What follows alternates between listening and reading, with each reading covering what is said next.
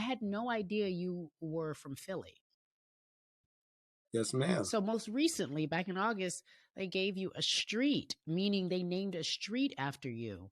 Talk to me about your Philly Yes, ma'am. roots, how you grew up, and then the full circle moment when they're naming a street after you. Well, being born in Philly, it's like basically being born in hip hop, because that's all it was back then, disco and hip hop and music, and so it just created my musical roots, and I'll be honest with you, when I was born, my father moved my mama out of Philadelphia to the suburbs, Darby Township. That was the suburbs back then. 2-5 Sharon Hill, and that's where I spent the majority of my time between there and North Philly and Mm. Germantown. But that gave me all my flavor right there. So when I moved to California at 16, it was a very big change, whole different lifestyle, and I was great at what I did, which was the mic. So when I crashed my mama's car, and she said, "Boy, you got to get up," and that's what got me. They say it's a positive in every Sure. negative. So when I crashed the car, that's what got me sent to California with my father, because he's from Philly, but he moved to California and changed my life. Here's what's interesting. You said it was an adjustment for you. It was a different lifestyle. So I want to Yeah. know what were the significant differences from growing up in Philly and then all of a sudden you find yourself in Hawthorne and then South Central. What are the differences? Damn, you really did your homework, That shout out Cari. to my guy. I appreciate him. His Oh name is my God, Henry.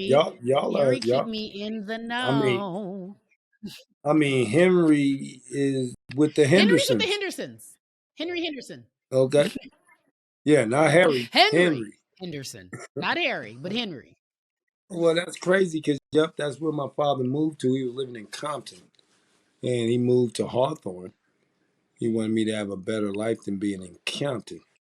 So, yep, I moved to Hawthorne, but the difference was just different mentality, different way to live and survive, a different way to be on the streets, different schooling, different everything. I'm so used to Philadelphia way of life, Sharon Hill way of life, and then to move to California, which is a lot faster pace, I should say. They move so Mm-hmm. fast at the house in Mm-hmm. California. And I wasn't used to that type of environment, even though I visited every summer since I was 9 or 8 to Compton to see my father, but just to actually live there. I wasn't used to what they like. I had blue shoes on, and Yeah. a little boy younger than me told me, "You got to take them shoes off." Yeah, I they was just like, yeah. "What do you mean?" See, I wasn't used to that in Philly. In Philly, it was a different thing, so I never got approached with anything like that because I didn't go to that type of environment. My mama kept me sheltered from that. I can't lie. She did. She did. And when I got to California, there was no shelter. So I was around the streets, young and old. And that was pretty weird to me. Like, take off my shoes. I ain't taking off nothing. Little boy said, I'm going to go to my house and go get my gun and shoot you. I said, oh, shit. Take my shoes off then, damn it. He said, right. And in Philly, they was Yeah. taking people's It shoes. was a different it was They a weren't different worried about, type of yeah, rough, I different. think. Meaning when I meet people from Philly, I've had a few people on the Yeah. podcast and people I've known, and they describe Philly. They're very territorial about what part of Philly you from, right? They like, is it 215? Like, is You better believe it. And they're violent. And see, I was used to that mm-hmm, part of living. Well, I knew how mm-hmm. to adapt to that. You know what I'm saying? But in California, you don't know who you gonna run across.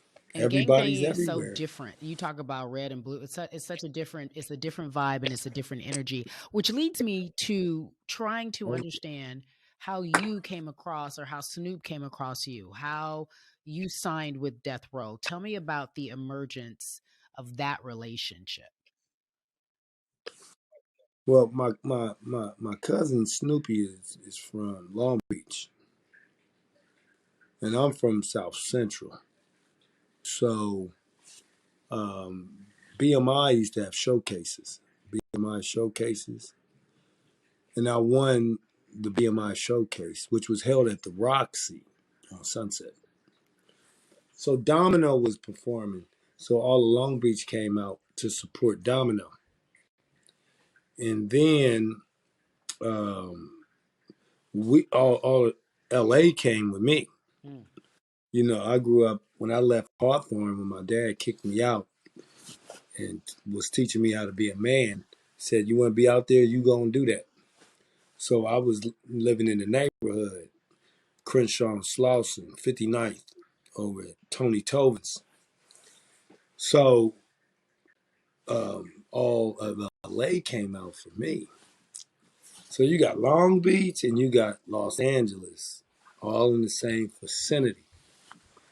So we all met up in the parking lot after the show, and Domino won. So you know, Long Beach was feeling real dandy, and so we started. You know, my sister Diamond was the key because she was just talking a bunch of shit. Pardon my French. Mm-hmm. And then you know, she basically was like Kurupt this, that, and the third, and they was like, oh yeah, well, whoop, wop. So we all started a little rap cipher, and then Snoopy came through the crowd. And he was like, okay, I'm gonna bust one. And Dogg was basically, he bust. It was like a battle.